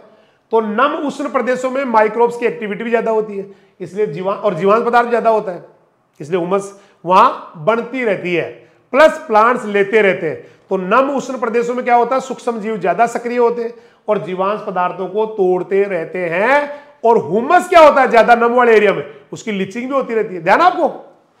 ओ जरा याद A2 से B2 कर लो, A2 से B2 कर लो, A2 से B2 कर लो। A2 से B2, A2 से B2 क्या जाता? ध्यान आपको। थोड़ी सी कल्ले जाती, थोड़ा सा आयरन जाता, थोड़ा सा एल्यूमिनियम जाता, ये जाते रहते हैं, नहीं जाते? जाते हैं। और थोड़ी हुमस भी चली जाती है, हुमस भी चली जाती है नीचे बी के अंदर। तो हुमस क्या होती है? बनती रहती है नीचे, है ना, उसकी थोड़ी लीचिंग होती रहती है क्ले के साथ, आयरन के साथ, ऐसे। तो नम प्रदेशों में सूक्ष्म जीवों की सक्रियता से कार्बनिक पदार्थ टूटता रहता है, ज्यादा नमी वाले एरिया में, क्योंकि वहां जीवांश पदार्थ ज्यादा होता है तो तोड़ने वाले भी ज्यादा होता है। और ज्यादा हुमस अकुमुलेट नहीं होता क्योंकि उसकी लीचिंग होती रहती है, प्लांट्स लेते रहते हैं उसको। तो due to high activity of microbes in the humid hot region, the decomposition of organic matter takes place quickly and humus does not get accumulate, इकट्ठा नहीं होता है, वो लीचिंग हो जाती है, प्लांट्स ले लेते हैं, जाता रहता है, क्योंकि पानी है ना वहां, तो बरसात होती रहती है। जब दिखा देखो कहां जाता है, देखो देखो कहां जाता है ना, साफ साफ लिखा है। जब पानी इनमें से निकलेगा तो बहुत सारे ऑर्गेनिक जो एसिड है वो घुल जाएंगे, और घुल के पता क्या होगा? ये हुमस ये A1 से A2 से नीचे चली जाती है, बी में चली जाती है। देखो साफ साफ लिखा हुआ है, जब भी कोई पानी जाता जाता जाता हुमस को घोल ले हुमस वाटर में सोल्यूबल नहीं होती है, हुमस तो वाटर में कौन गुड़स है, हुमस वाटर में कौन नहीं गुड़ है, हुमस है वाटर में तो सोल्यूबल कौन है, लेकिन वाटर के अंदर जो ऑर्गेनिक वो है एसिड वगैरह है उनमें घुल जाता है, उनमें घुल जाता है बेटा। तो पानी जब भी निकलेगा, देखो पानी जब भी निकलेगा तो क्या करेगा? हुमस को घोल के, उसके जो पानी में ऑर्गेनिक एसिड होते हैं वो हुमस को घोल के नीचे ले जाते हैं और A से B में चला जाता है। बोले तो A2 से B2, एक A से B का मतलब A2 से B2 के डेवलपमेंट को अफेक्ट करता। तो when water passes through this horizon, किस होराइजन की बात चल रही है? एक ही, जहां पर हुमस इकट्ठा होता है। Through this horizon it dissolve some organic acid present in it, बहुत सारे ऑर्गेनिक्स को डिसॉल्व कर लेता है और वो नीचे ले जाता है, और इससे A1 से तो क्या होता है? ऑर्गेनिक मैटर, क्ले वगैरह निकल जाती है, आयरन वगैरह निकल जाता है और बी में जाके जमा हो जाता है। When water passes through this horizon it dissolve some organic acids present in it, humus के अंदर जो ऑर्गेनिक एसिड है वो उसको डिसॉल्व करके पानी उसको नीचे ले आता है लोअर होराइजन में। इससे A और B दोनों ही अफेक्ट होते हैं। तो ये हो गया आपका ह्यूमिफिकेशन, बहुत सारे डायग्राम मैंने दिखा दिया है। सेकंड आपका आ चुका है इल्लुविएशन, लीचिंग कह दो, इल्लुविएशन कह दो। थोड़ी बहुत याद है क्या भाई? हो रहा है ये प्रोफाइल याद है किसी बच्चे को? ऐसे बनाते थे कभी हम, ऐसे पहले O के 2 भाग करते O1 O2, फिर A के 3 भाग करते A1 A2 A3, फिर B के भी 3, B के 3 B1 B2 B3, फिर C और लास्ट में R आता था। ऐसे आता था, ऐसे आता। O1 में क्या था? O1 में लिटर टाइप का था ताजा। O2 में क्या था? सर डफ था। A1 में क्या था? सर हुमस था, लेकिन हुमस के साथ मिनरल्स भी थे। हुमस के साथ कौन था? मिनरल थे, लाइक कैटाइंस, है ना, कैल्शियम, मैग्नीशियम, पोटेशियम, प्लस वाले सारे के सारे। फिर A2 से क्या हुआ था? A2 से B2 में लीचिंग हो गई थी, आयरन, एल्यूमिनियम और क्ले मेनली, इनकी लीचिंग हो गई थी। ये जो A2 से B2 में जाना है ना, इस लीचिंग को यहां पर बोला जाता है इल्लुविएशन। चालो रे चालो, A2 से B2 चालो, चल जाता है। तो ऊपरी जो मतलब वो है ऊपर वाला जो आपका A1 A2 इनके जो मटेरियल है आयरन ये वगैरह ये A2 से B2 में चले जाते हैं, इसी को बोला जाता है इल्यूविएशन। इल्यूविएशन इल्यूविएशन। ये देखो लीचिंग हो रही है, जब बरसात होती है तो बहुत सारा जो है ना पानी के साथ बहुत सारे मटेरियल जो है ना A2 से B2 में चले जाते हैं, A2 से B2, यही है इल्यूविएशन। निक्सालन, लीचिंग। लीचिंग ज्यादा बढ़िया टेक्निकल टर्म नहीं, टेक्निकल टर्म ये वाला है। और अच्छा वो जहां जाके जमा होते हैं अच्छा इसको बोलते ही क्या थे बताओ, देखिए किसका निकलता था सर, A2 का तो निकलता था, A2 का तो निकलता था और B2 में जाके वो जमा होता था। इस A2 क्या बोलते थे, जिसका बेचारे का निकल गया उसका नाम था जोन ऑफ क्षेत्र, जोन ऑफ इल्यूविएशन। और जहां जाके जमा हुआ वो जोन ऑफ इल्यूविएशन, लेकिन इसमें ILLU आता था, जोन ऑफ इल्यूविएशन। ध्यान है किसी को?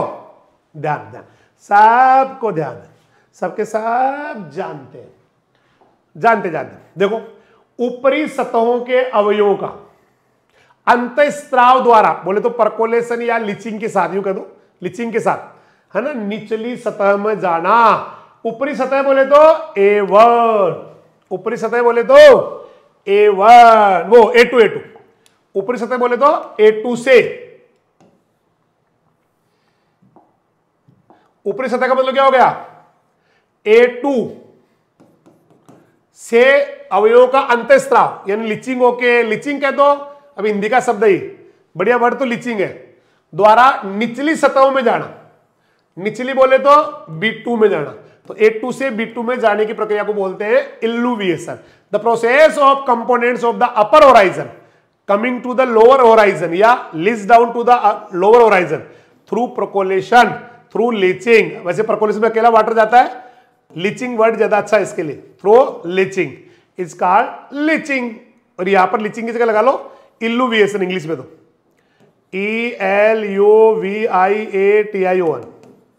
है ना, ज्यादा बढ़िया वर्ड है, क्योंकि यहां पे लीचिंग लगाओ तो फिर लीचिंग से जाएंगे, ऐसे सही नहीं बैठेगा ये।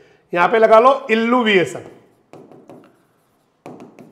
और यहां पे कमिंग की जगह लगा दो leach down, lets down to the lower horizon. अब किस लो है ना, ये वाला ज्यादा बढ़िया शब्द रहेगा। तो लीचिंग का मतलब ही क्या हो गया, धुल धुल के जाना रहे। स्क्रीनशॉट ले लेना भाई साहब, स्क्रीनशॉट ले लेना, हो गया इंग्लिश मीडियम वाले स्पेशली, हो गया हो गया। अब लेते हैं what is the leaching. Leaching का मतलब वॉश आउट, वॉशिंग, ऊपर से धुलना नीचे जाके जमा होना, वॉशिंग हो गया। हो रहा ना, देखो ये A2 से B2 में तीर यहां लगी है, राइट। ऊपरी संस्तर क्या बोलोगे आप, जोन ऑफ इल्यूविएशन। निक्सालिक संस्तर क्या बोलेंगे, व्हाट इज निक्साली। निक्साली मतलब जिसका निकल गया है आयरन एल्यूमिनियम ये उसके लिए वर्ड आ जाएगा जोन, या वो कह दो होराइजन, इल्यूविएशन होराइजन, या जोन ऑफ इल्यूविएशन कह दो, जोन ऑफ कह दो, जोन ऑफ इल्यूविएशन। तो जिसका निकल गया आयरन एल्यूमिनियम क्ले वो कहलाता है zone of leaching, zone of illuviation. तो the upper horizon are also called leaching horizon, zone of leaching, zone of illuviation. किसको, A2 को, A2 को या A को, A2 यही तो है, ठीक है भाई। और कौन निकलती है क्ले के अलावा, सिलिका भी चली जाती है। ज्यादा नमी वाला एरिया है तो वहां पे सिलिका भी, सिलिका क्ले ही है, सिलिका आयरन एल्यूमिनियम ये भी नीचे वाले संयंत्रों में चली जाती है। कहां से कहां जाती है, देखो in place of humid climate silica gets leached and gets deposited in the lower horizon. A2 से B2 में जाके जमा हो जाती है। ये देखो यहां पर A2 से जाके B2 में जमा हो जाती है। आपके डायरेक्ट इसको वो एक ही बात में एक का ही तो पार्ट है A2, बाकी आप इसको बहुत अच्छे से लिखना चाहो तो यहाँ पे A2 और B2 भी लगा सकते हो, ज्यादा परफेक्ट अगर आप चाहते हो भाई परफेक्ट होना चाहिए तो A2 से B2। बट बोर्ड की बुक के हिसाब से वो सही है, भी गलत नहीं, क्योंकि A2 ए का ही पार्ट है, B2 बी का ही पार्ट है, तो A से B में चली जाती है, इसमें भी गलत कोई नहीं है। अब लेते हैं नेक्स्ट पॉइंट, दैट इज इल्यूविएशन। जो मटेरियल नीचे गया था ना A2 से, वो B2 में जाके जमा हो जाएगा, और जमा होने के लिए वर्ड इल्यूविएशन आएगा, इल्यूविएशन आएगा, इल्यूविएशन आएगा। जमा होने के लिए वर्ड इल्यूविएशन आएगा। ये देखो, एक तो ऑर्गेनिक लेयर, ये लिखा है देखो यहां पे ऑर्गेनिक लेयर ओ होराइजन, फिर आपका टॉप सॉइल आ गया ए होराइजन, फिर ये इसको बोलते हैं एक का माल नीचे बी में आ गया, ये वाला, ये A2 है। वैसे तो A2 को ई भी बोलते हैं, ध्यान रखना, ये A2 है जिसको ई भी बोलते हैं, A2 कह दो चाहे ई भी कह दो, क्योंकि इल्यूविएशन इसलिए ई भी बोलते हैं लोग इसको। और ये जाके जमा कहां हो रहा है, बी के अंदर, B2 के अंदर, है ना, इस तरह से है। तो मटेरियल निकलना तो क्या हो गया, ये वाला इल्यूविएशन, ये आएगा, और जाके जमा होना क्या हो गया, उसमें ILLU आ जाएगा। ये देखो यहां पर, इसके ऊपर वाली स्पेलिंग क्या थी, यहां पर उसके लगा हुआ था ई और ALE बस। तो EL में तो क्या होता है, नीचे जाने को EL कहते हैं, और जाके जमा होने को ILLUVATION कहते हैं, इल्यूविएशन कहते हैं, निक्षेपण कहते हैं, निक्षेपण, निक्षेपण, निक्षेपण। बैठ रहो कचू, बैठ रहो है, शानदार बैठ रहो, मुझे पता है। ठीक है बेटा, तो शुरू करते हैं। माल जाके जमा होना, चल हो रहा है, चल लो A2 से B2 चल। तो कार्बनिक पदार्थ हो चाहे अकार्बनिक हो, जैसे हुमस वाला पार्ट था भाई, कार्बनिक हो या अकार्बनिक पदार्थ हो, नीचे वाले संयंत्र में जाके जमा हो जाते हैं। तो जमा होना निक्षेपण, और निकल के जाना लीचिंग या निक्षालन। निकलना निक्षालन, जमा होना, निकलना तो निक्षालन, और जाके जमा होना निक्षेपण हिंदी के हिसाब से तो। और इंग्लिश में निकलना ELLUVITN इल्यूविएशन, और जमा होना ILLUVIATION। सबको आता है, मुझे पता है, सबको आता है, ये पढ़ा रखा है, बहुत बार पढ़ा रखा, ऑफलाइन में तो न जाने कितनी बार। तो the process of organic and inorganic components reaching the lower horizon, lower horizon बोले तो B2 and get deposited is called illuviation. तो निकलना तो ELUVIATION इल्यूविएशन इंग्लिश मीडियम के लिए, और जाके जमा होना ILLU। करेक्ट भाई। कौन कौन निकल के जमा हो रहे हैं, ये आगे देखो। इसमें जमा, इसमें क्या हुआ, धुला हुआ आके जमा हुआ है, तो इसको बोलते हैं धुला हुआ, है ना, जमा, या zone of illuviation. Illuviation means of worst, of worst मतलब वर्स्ट से आके जमा हुआ है, ऊपर से आया था वो, और इसको जोन ऑफ इल्यूविएशन भी कहते हैं। और देखो क्या क्या आता है, क्ले भी आ गई, एल्यूमिनियम भी आ गयो, साथ में आयरन, जमा होना इल्यूविएशन होवे रे, ILLUVIATION। और निकलना ELU, निकलना तो ELUVIATION, जमा होना ILLUVIATION। राइट है।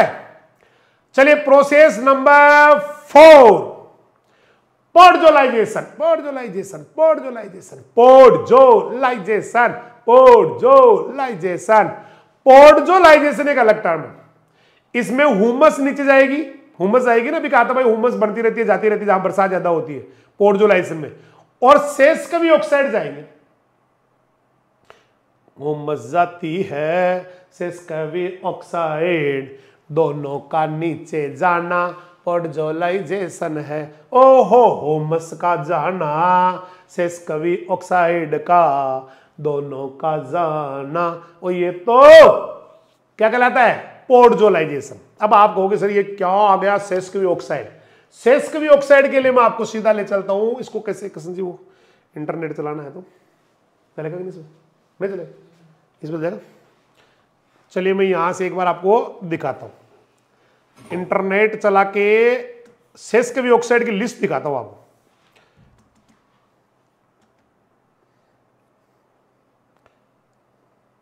सेस्क्वी ऑक्साइड दिखाता हूं, कभी शेष कभी ऑक्साइड दिखाया नहीं।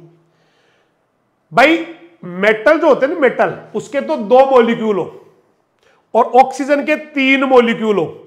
ऐसे जितने भी आपके कंपाउंड है, जितने भी कंपाउंड है, उन सबको सेस्क्वी ऑक्साइड के नाम से जाना जाता है। मैंने कहा था ना एक दिन मैं आपको सेस्क्वी ऑक्साइड दिखाऊंगा, आज वो समय आ गया भाई साहब कि सेस्क्वी ऑक्साइड आपको दिखा दिए जाए, इनकी लिस्ट बढ़ा दी जाए। देखो यहां पे लिखा हुआ है, थोड़ा बड़ा करो, देखो एक बार पढ़ो, और थोड़ा बड़ा हो जाएगा, नहीं होगा सर, हो जाएगा। ये देखो an oxide which in which oxygen is present in the ratio of 3 atoms and 2 atoms of the other element. दिख ही ना रहा होगा।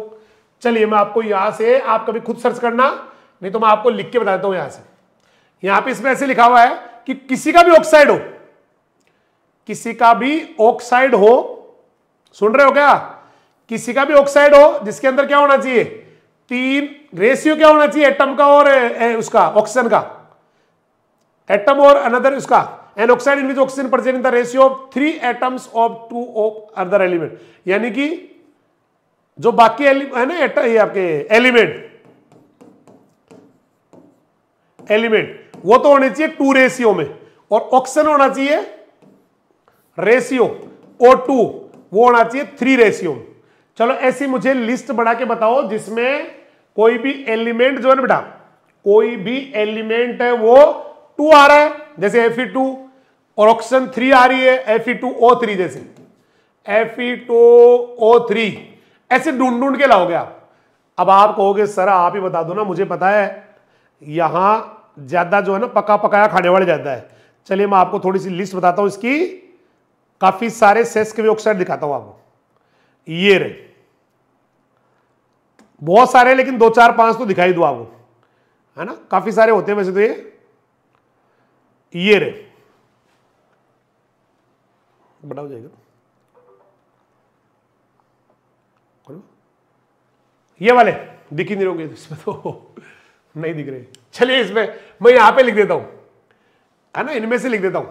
आप जब पीरियोडिक टेबल को देखेंगे ना, पीरियोडिक टेबल को, तो बहुत सारे मिलेंगे, जैसे Sc2O3, फिर टाइटेनियम का मिलेगा Ti2O3, फिर वेनेडियम का मिलेगा V2O3, फिर आपको क्रोमियम का मिलेगा Cr2O3, ठीक है, आयरन का मिलेगा Fe2O17 का, यस, कोबाल्ट का CO2O3, निकिल का Ni2O3, आपका मोलिब्डेनम का MO2O3,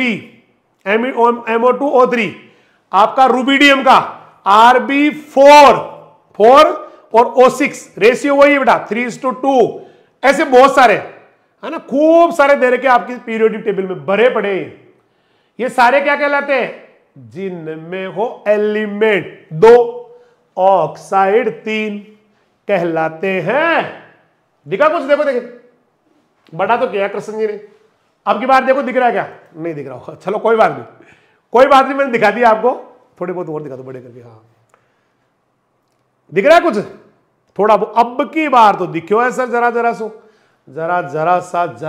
सा दिखने लग गया, है ना, दिख गया।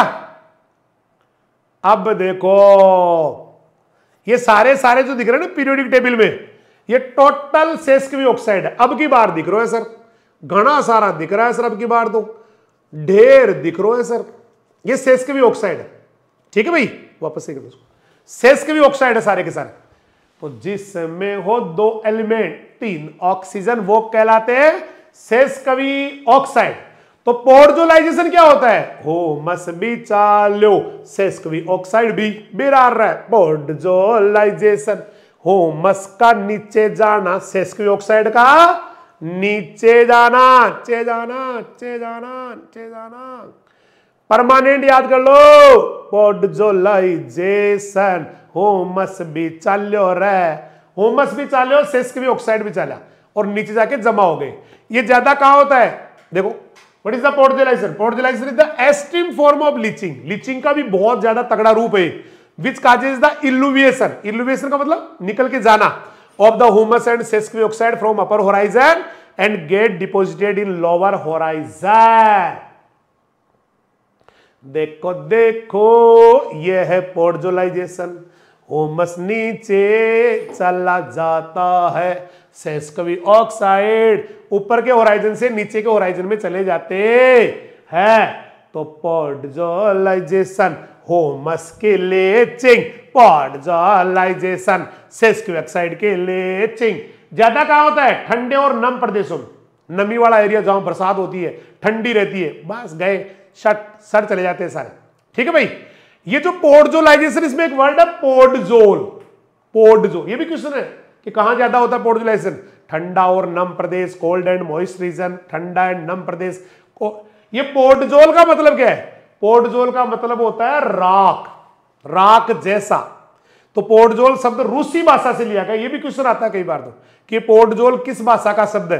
रूसी भाषा के पोर्टजोला से लिया गया है और इसका मतलब होता है राख जैसा। In this process the word podzol which is derived from the Russian word podzola means like acid, राख जैसा। समझ में आ गयो काय? ठीक है भाई।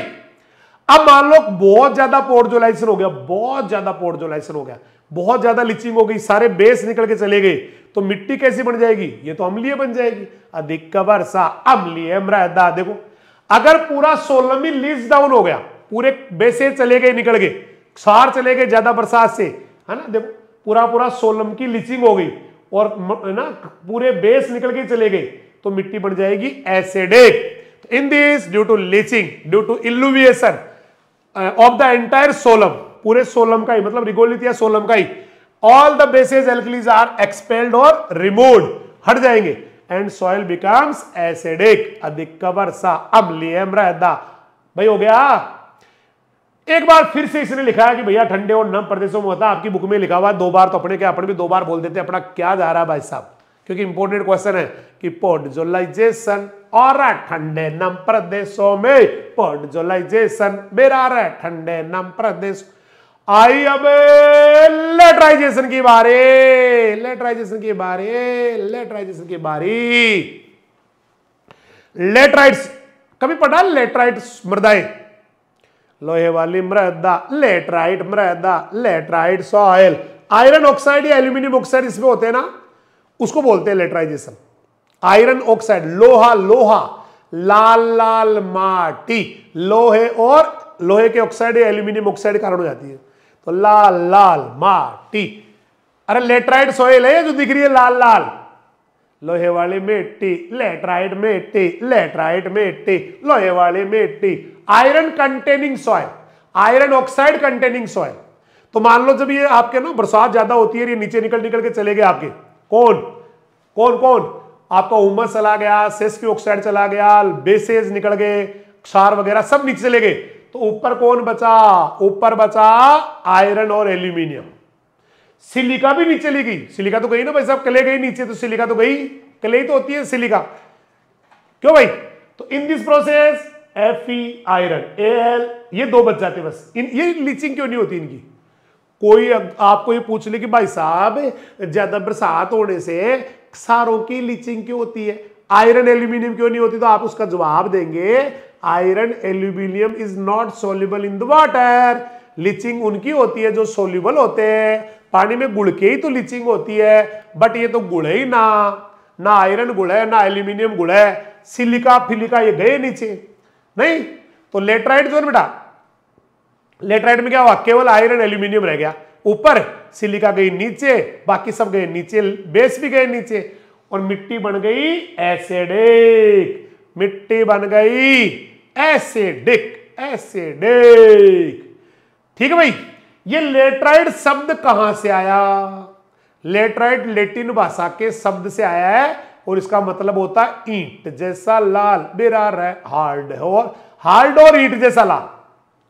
व्हाट इज लेटराइट का मतलब? लेटराइट का मतलब ईंट जैसा लाल, लेटराइट का मतलब हार्ड होता है, लेटराइट का मतलब हार्ड, लेटराइट का ईंट जैसा लाल होवे। लेटराइट का मीनिंग क्या होता है? लैटिन भाषा का वर्ड है, मतलब होता है हार्ड या ईंट जैसा।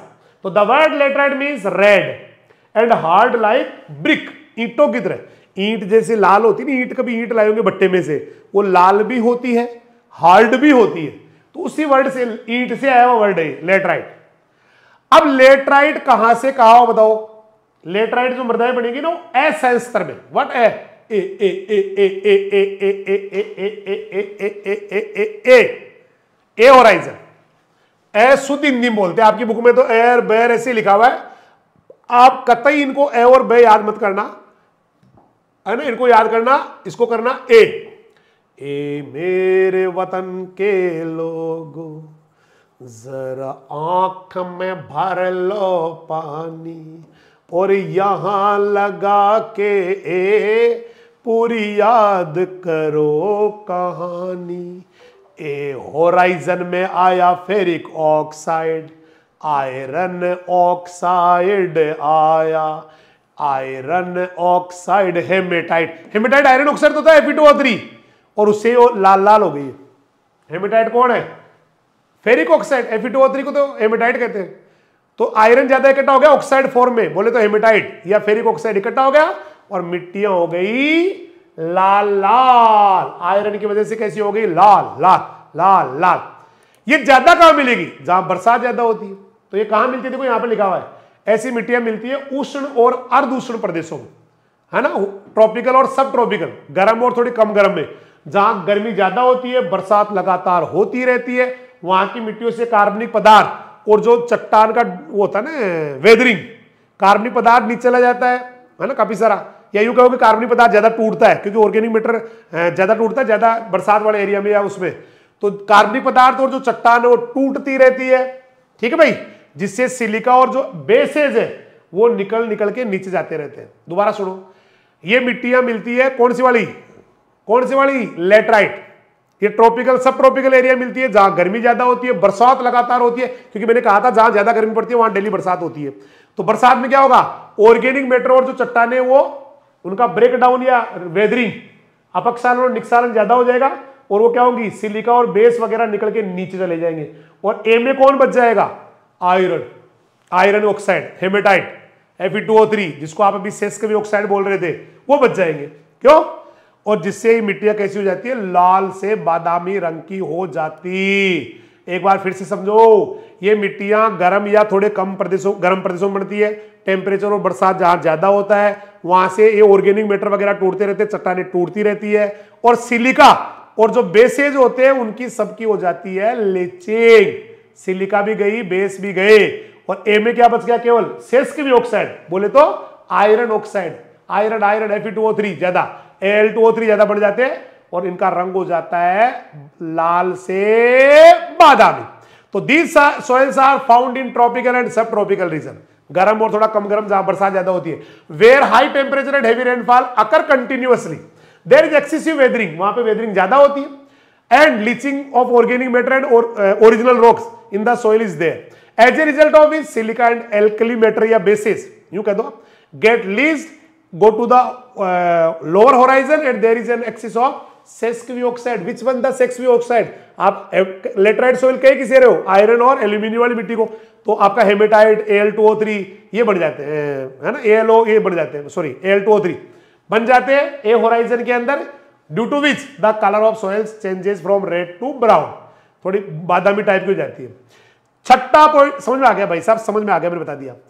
कैल्सिफिकेशन, कैल्सिफिकेशन, कैल्सिफिकेशन, CaCO3 का आके जमा होना। आयो रे कैल्शियम कार्बोनेट आयो रे। कैल्सिफिकेशन में क्या होता है? आयो रे CaCO3 आयो रे। CaCO3 का कैल्शियम कार्बोनेट का आके जमा होना कहलाता है कैल्सिफिकेशन। आयो रे कैल्शियम कार्बोनेट आयो रे। तो मृदा के ऊपरी संस्तरों में कैल्शियम कार्बोनेट का निकलना और या फिर आके जमा होना, यही कहलाता है।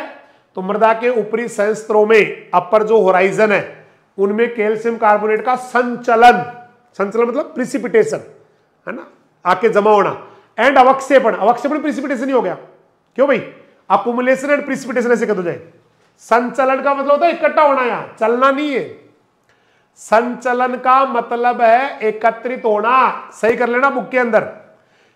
संचलन का मतलब होता है एकत्रित होना बेटा, यहां पे संचलन मींस संचय होना, इसको संचलन की जगह संचयन कर लेना, सबसे बढ़िया है। ये संचयन आएगा बेटा, संचयन। संचयन, पानी का संचयन, इकट्ठा होना, क्योंकि इसके चक्कर में आपका पूरा डेफिनेशन खराब हो जाएगा नहीं। ठीक है भाई, संचयन। तो मृदा बुक में सही कर लेना, मृदा के ऊपरी संस्तरों में क्या होना, कैल्शियम कार्बोनेट का आके इकट्ठा होना, प्रिसिपिटेशन होना। प्रिसिपिटेशन मतलब उसको छोड़ के, जहां भी रहता वहां छोड़ के आके जमा हो जाना। प्रिसिपिटेशन जैसे किसी गोल को छोड़ के अलग हो जाना।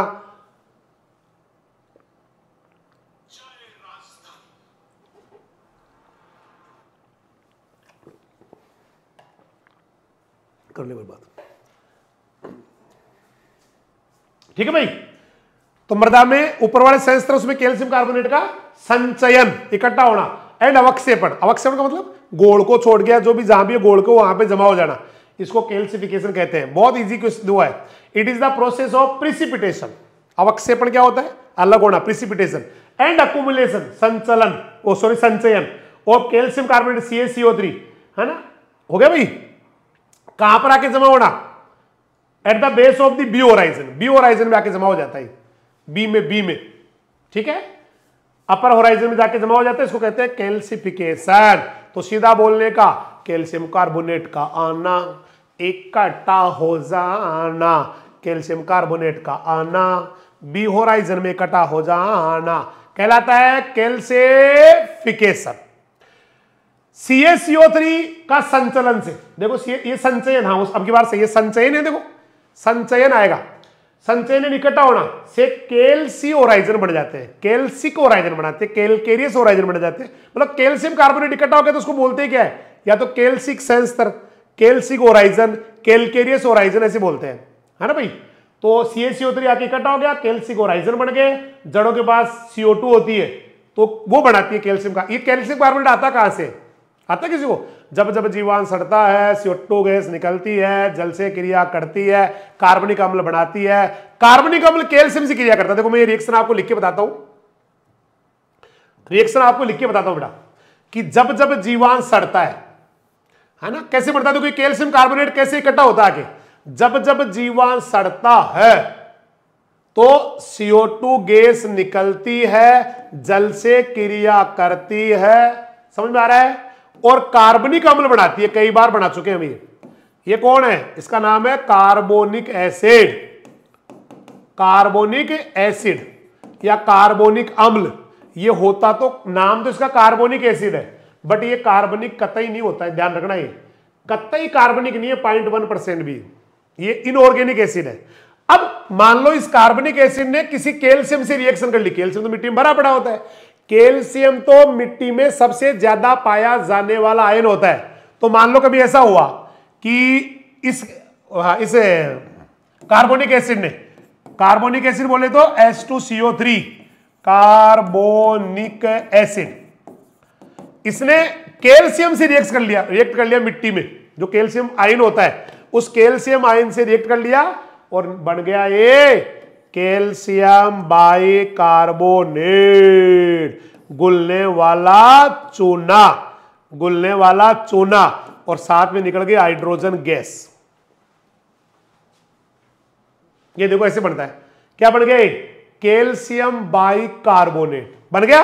अब कैल्शियम बाइकार्बोनेट की फिर रिएक्शन होगी, मान लो इस कैल्शियम बाइकार्बोनेट क्या हुई, रिएक्शन हो गई, कैल्शियम बाइकार्बोनेट ये फिर से मान लेते हैं CO2 से रिएक्शन कर रहा है, ऊपर वाले जो CO2 थे ना ये वाली, इस CO2 से फिर रिएक्शन कर रहा है, बधाई हो बधाई हो, कैल्शियम कार्बोनेट बन गया, बधाई हो, कैल्शियम कार्बोनेट बन गया, प्लस वाटर बन गया, प्लस CO2 निकल गई।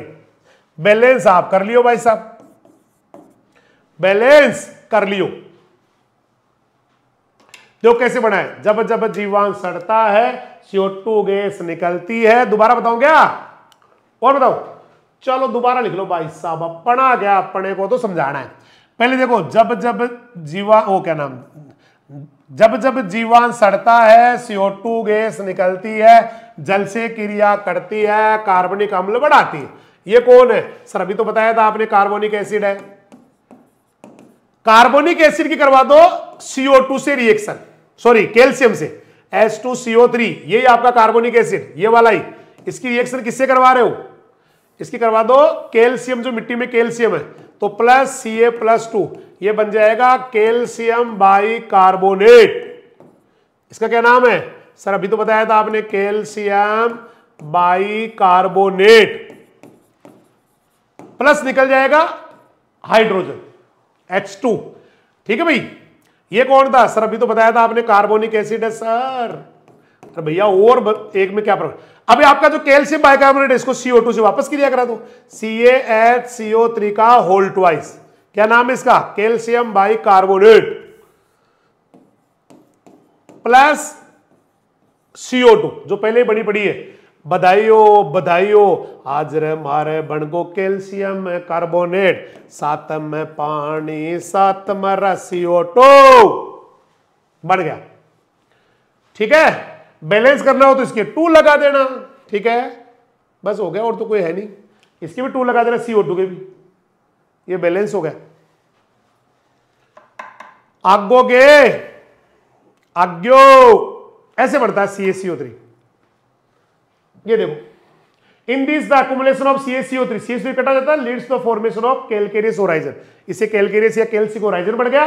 When there is excess of CaCO2, ज्यादा CaCO2 हो गई near the roots, it react with water to form CaCO3। ये देखो रिएक्शन, ये भी बता दिया मैंने, पूरी रिएक्शन आपको बता दी। जब जब जीवाणु सड़ता है CO2 गैस निकलती है, जल से क्रिया करती है, कार्बनिक अम्ल बनाती है। कार्बनिक अम्ल की कैल्शियम से क्रिया, कैल्शियम बाइकार्बोनेट बना प्लस हाइड्रोजन निकल गई। कैल्शियम बाइकार्बोनेट की उस क्रिया वापस CO2 से कराई तो CaCO3 बन गया। ठीक है भाई, ये ज्यादा कहां बढ़ता है? ये सूखे और कम बरसात वाले एरिया में बढ़ता है। कैल्सिफिकेशन ज्यादा कहां होता है? इन मृदाओं का निर्माण कैल्सिक होराइजन जो बनते हैं वो शुष्क और कम वर्षा वाले एरिया में बढ़ता है, वहां ज्यादा होता है, क्योंकि वहां है ना, उनमें ज्यादा होता है।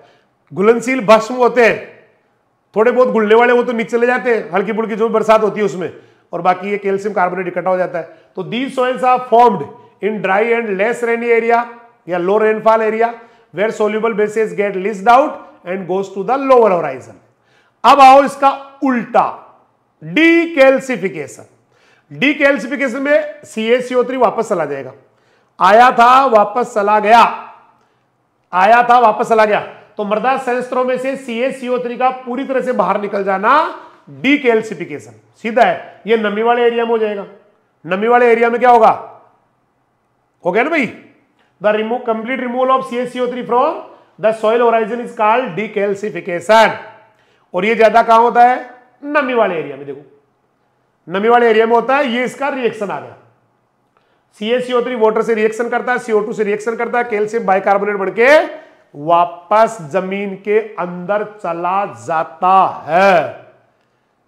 देखो ये आपका जो है ना CaCO3 ने वापस CO2 और H2O से रिएक्ट किया और ये गुलने वाला चूना बन गया।